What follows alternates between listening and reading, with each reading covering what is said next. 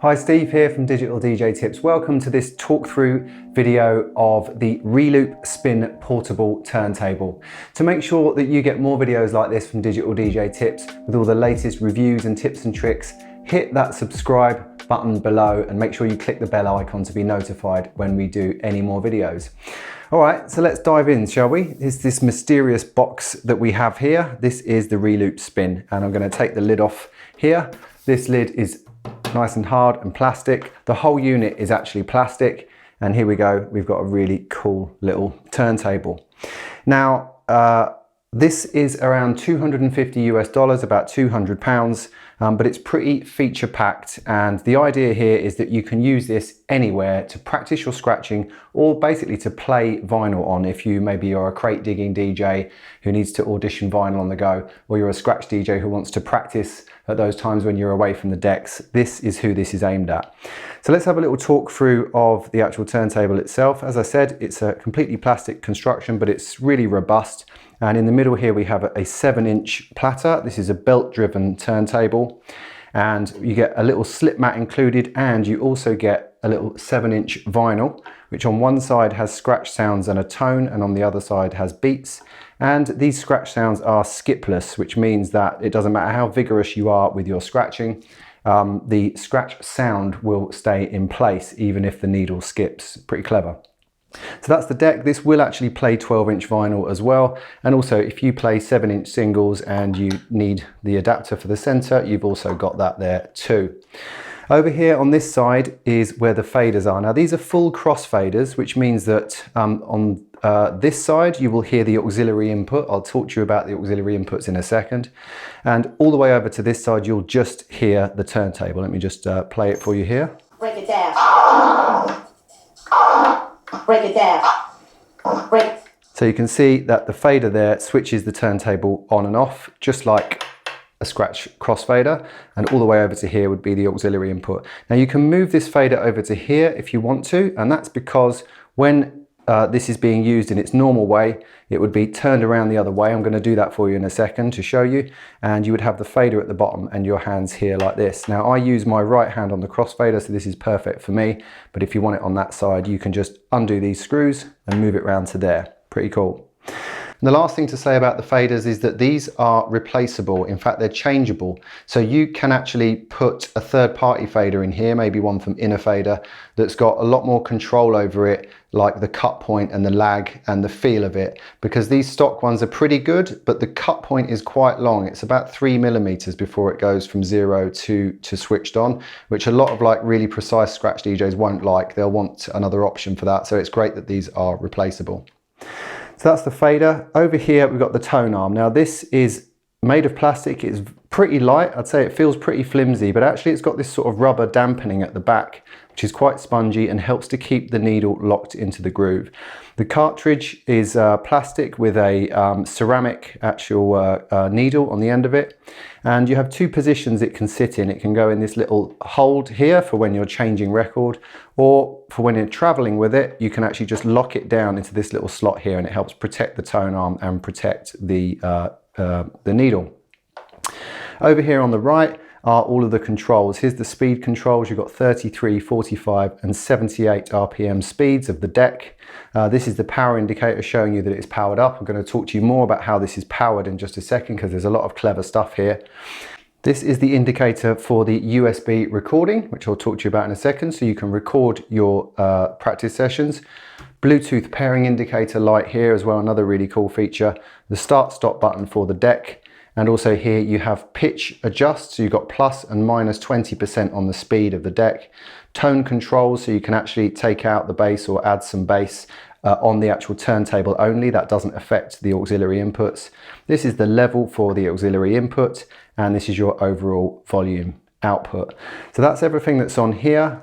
Lots of features here. I'm going to talk you through how some of these work in a second. Let's just take a look at what is at the side here, or you might call it the back of the unit. So on the left, you'll see the Kensington lock, and then the slot for the USB, which is where you can record your practice sessions. Then you've got two headphone outputs. You've got a 3.5 and a 6.3mm jack outputs there, and the RCA outputs of the master audio, so you can connect it to a speaker. You've got the power switch and also the USB power source input there as well to power the unit. On the left of the Spin, or the front, depending on which way you've got it turned around, you've got an inbuilt speaker here. It's not super loud, it's not really fantastic quality, but it's certainly good enough for what this is for. And you've got a jack for an auxiliary input as well if you don't want to use Bluetooth for your input. So now we've had a good look round, let's talk about the audio sources that we've got here. And what I'm going to do is I'm actually going to turn it round into scratch mode so that I've got my fader here. And first of all, we're just going to put the needle on the deck and take a listen to the deck. So with the fader off, we don't hear it. Break it down. Break it down.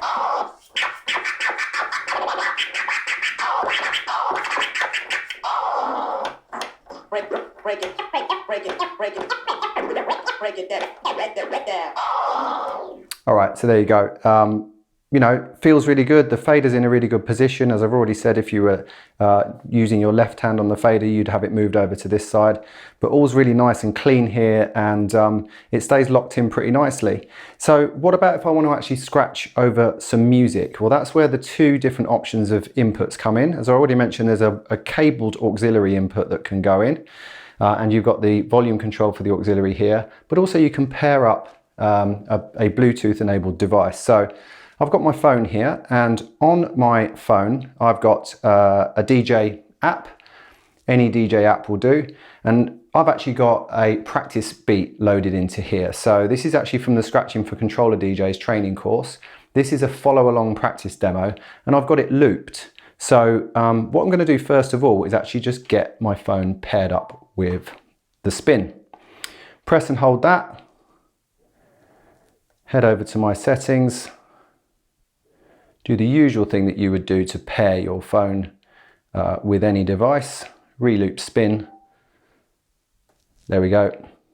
And we are paired. So I'm going to go back to my DJ app and I'm going to get my loop playing.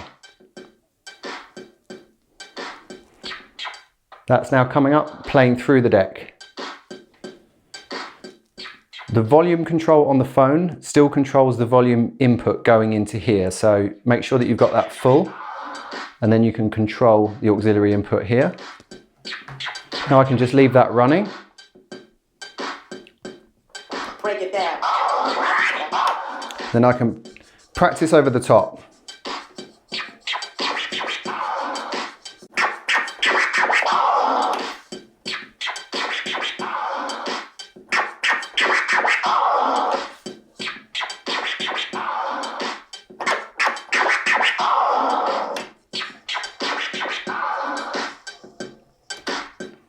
Okay, you get the idea. So that's using a DJ app, but also I've got all the, all my entire music library on my phone. I could play any track that I wanted and scratch over it. I'm going to go with King of the Beats by Mantronic.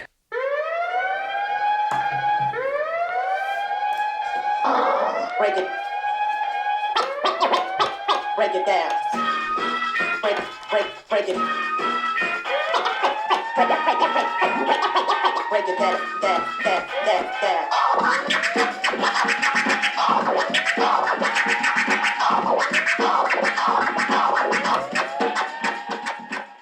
There you go, pretty cool, right? So I could have something cabled running into here, as I've already said, but that's a way that you can use Bluetooth to get your audio running through there. So yeah, good stuff. So how do you actually power it? This is another killer feature of this unit. There's three different ways that you can power it. The first way is by using the inbuilt rechargeable batteries. I say inbuilt, you do have to put them in. Oops, just dropped the vinyl there.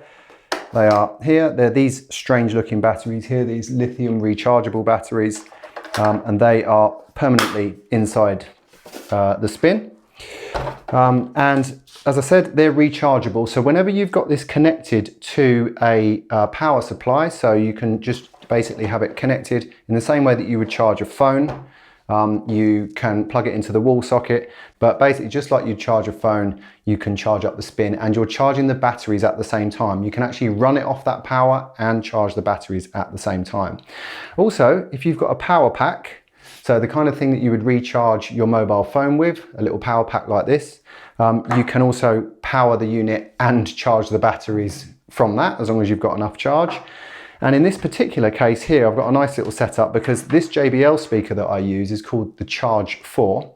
And this, when it's fully charged, also has a USB output to, the idea is that you can recharge your phone with it. But I've got it here connected to the Spin. The Spin is being powered off of this. And also, I can also use that, if I connect the cables up here, as the speaker coming out of the main output. Break it. Break it down. Break it down. All right, so lots of solutions there for being able to power it. Now, if you are using this out and about, as I went down to a glamorous location and used this down at the beach.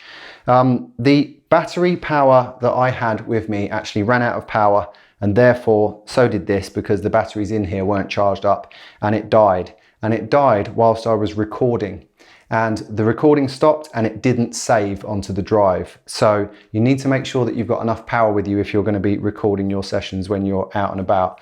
But in general, it works well, and there's loads of great power options for you there. Okay, so there you go, a quick talk through of the Reloop Spin portable turntable. It really is a fantastic unit. It's got loads of great features that DJs have been waiting for a long time on a unit like this, like Bluetooth, the ability to record all the different power options that you've got, and the auxiliary inputs. Nice that you get a nice free piece of vinyl with it as well to get you going, and it really is a lot of fun. If you're a scratch DJ who's looking to practice while on the go, or you're somebody who already scratches in your DJ sets and you're looking to practice, this is definitely something that you should have in your DJ gear collection. Or if you're completely new to DJing and you're thinking that the thing you want to learn is how to scratch, this is a really inexpensive way to get started. For just $250, you've basically got all you need here to start learning scratch techniques. You don't have to worry about mixing or any other stuff like that. Then you can decide down the line whether you want to invest in any more gear. And as I said earlier, if you're a crate digger who's out there at record fairs digging for those rare break beats and rare records, and you want to basically audition stuff on the go, this is a great unit, especially with all the power options. You'll never be stuck for a way to audition your music, your records on the go. There you go, the Reloop Spin. I'll see you soon for another review here at Digital DJ Tips.